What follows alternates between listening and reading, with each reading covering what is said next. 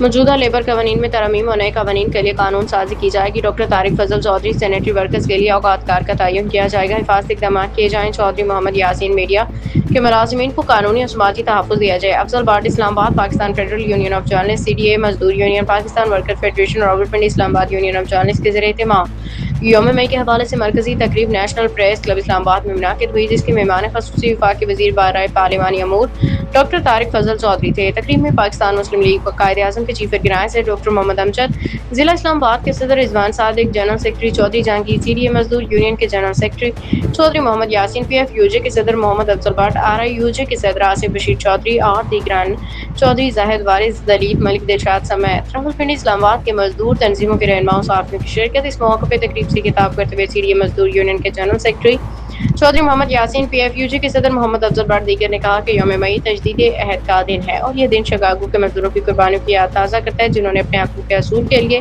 اور اوقات کار کے تعین کے لیے جانوں کا نذرانہ پیش کیا۔